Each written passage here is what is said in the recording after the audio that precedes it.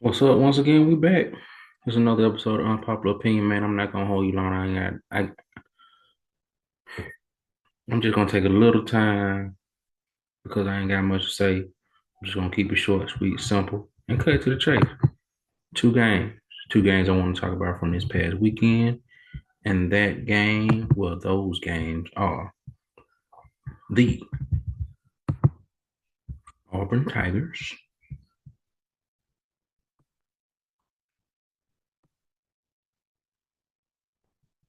Where do I want to put me?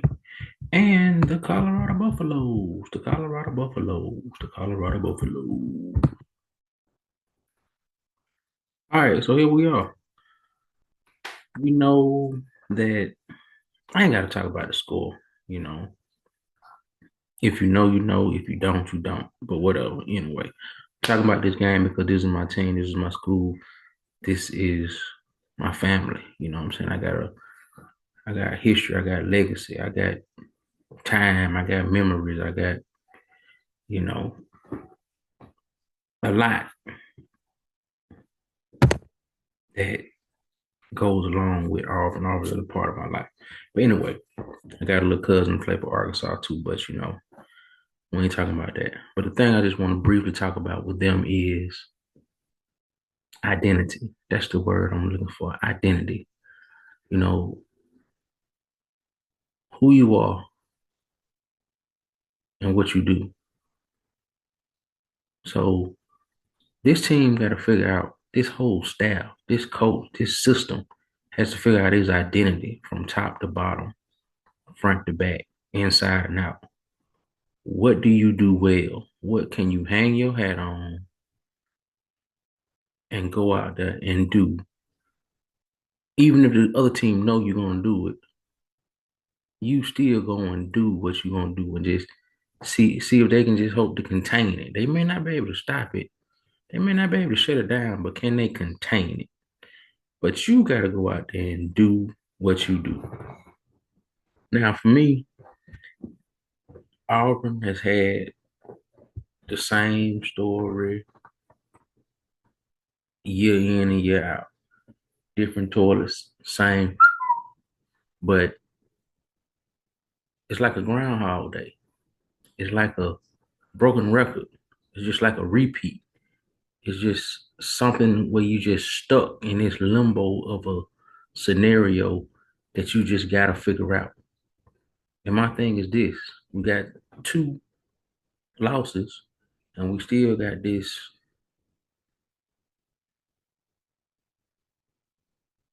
non-existent offense, if you will.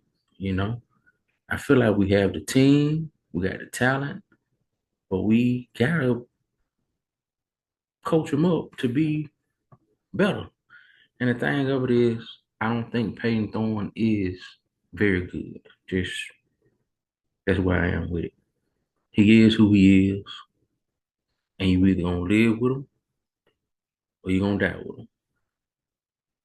So either you gonna ride that train till the wheels fall off, till it roll off the tracks, and whatever train wreck it results in, that's what it is. Or you gonna let this young guy come in, let him get his bumps, lumps, bruises, and make mistakes, and just let him figure out. But we can't keep saying, "Oh, we're gonna do this and we're gonna do that, or we're gonna pull him and then we're gonna play him and then we're gonna go back to him." And halfway in, you're gonna have to ride, you're gonna have to make a decision and stick with it. And I feel like each one of the last few coaches, Harson just won. He no, he wasn't good. But Freeze, this is your time to show that you are better. But my thing is, you had Gus, you have Freeze, and these are supposed to be two offensive minds. But for whatever reason, at a certain point, I feel like Gus kind of got a little gimmicky with his system.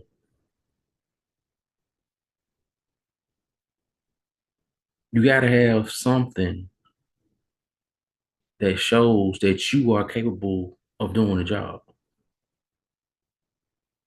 You got to show something that say, hey, I can go and get the talent. I'm good at recruiting, and I can get a talented player, a la Cam Newton, but everybody can't be Cam Newton, a la Nick Marshall.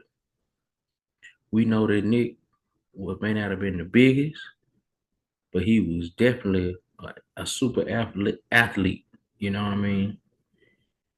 And then even you go back years and years before, you had Jason Campbell. And then you have quite a few in between there, but for whatever reason, I'm just gonna stick with, you know, 15 and up.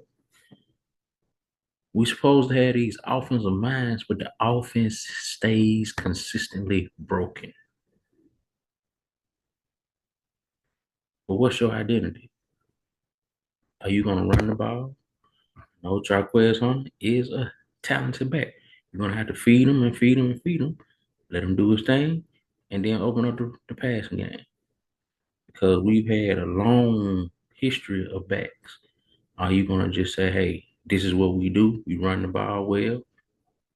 Or are you gonna just open up an air assault? Because I feel like we have the receivers to do the job. Because I mean, we can just go down the list of running backs, man. I mean, it's just been there's a lot of running backs that have come through Auburn. I'm thinking of not even Bo Jackson, not even Ronnie Brown and Cadillac Williams. I'm talking about the Cameron Petways. You know what I mean? The Brandon Jacobs, the who else? Who else could I name? Um, the list just goes on and on from Auburn. You have running backs that were great. Ontario McCaleb, Michael Dye, Rudy Johnson, James Brooks, Ben Tate. I mean, Kenny Irons. I mean, Tommy Agee, Mario Fanning, Fred Beasley, Tristan Davis, and it's some of them that I'm leaving out that I can't just call their names right now. But you get the idea. Either air it out or run it out. And I'm gonna just stop right there because I don't want to spend too much time because I'm it's like you're beating a dead horse. Next game, the Colorado Buffaloes. OMG, what a sight to see. This was the game of the week. This was the most exciting game of the college football weekend.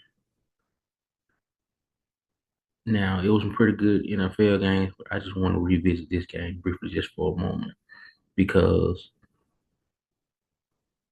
the way the game was going, you really didn't know who was going to win. At one point, you thought that Colorado was going to blow it and Baylor was going to seal it, but then you also felt like Colorado had a shot and they turned and tied. Now, in those final moments of regulation, we had one play where Shador makes the play and throws it to a wide, well, throws a dart straight to the receiver that was open on like the 3 yard line. And all he had to do was catch it. Bounces off his chest, hits his hand, drops the ball. Epic fail. That that could have been soul shattering, soul shaking if what happened next didn't happen. If that was the end, that would have been a bad look. And we would have had a lot of naysayers come alive to say a lot of things that they've been waiting to say because it's just like with the great Ali. Some people came to see him get knocked out, but others came to see him win. But the very next play, Shador makes another play, throws a great pass. They got Coverage flooded to one side of the field because they're watching out for Travis Hunter. And the receiver makes a play, touchdown, ties it up. And then we're going to overtime. They get the ball first. They go down and score. Boom. The other team thought, hey, we'll give you the ball first because that's a strategy in the overtime. We give their team the ball first.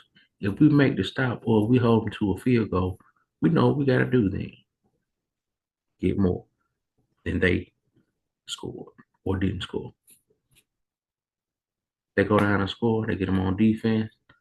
Boom, boom, boom, make a play. And what do you know who came to save the day? The one and only number 12, Travis Hunter. Epic play. And you see it right here. Guy fumbles on the 1 yard line, fumbles into the end zone, and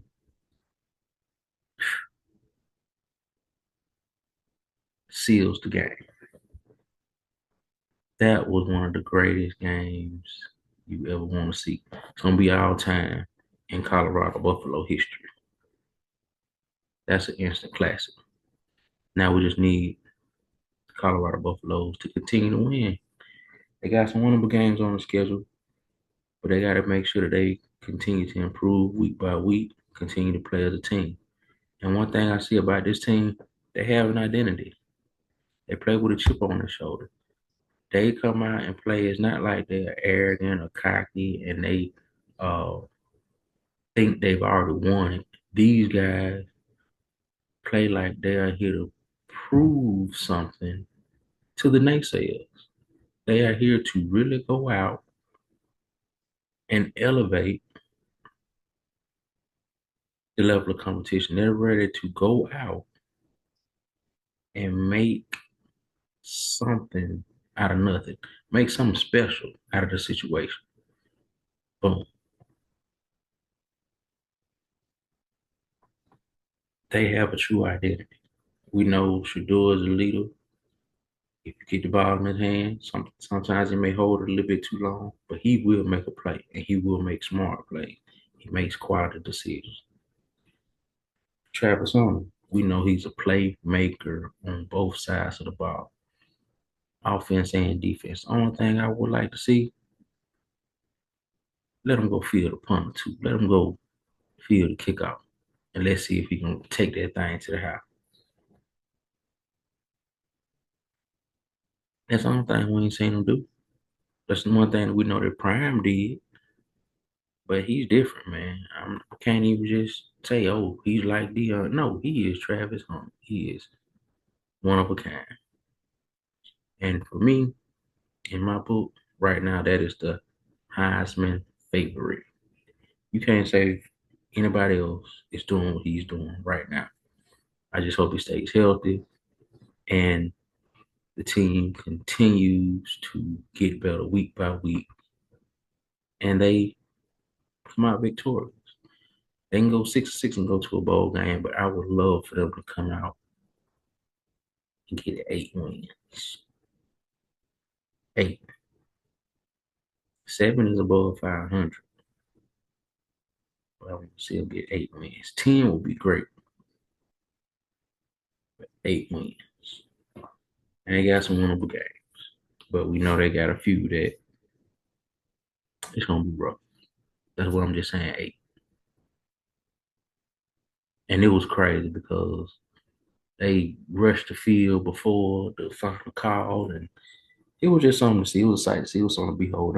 Everybody that was at that game, and it was great that it was a home game. They're gonna remember that. That's gonna be a memory they can remember for the rest of their life. But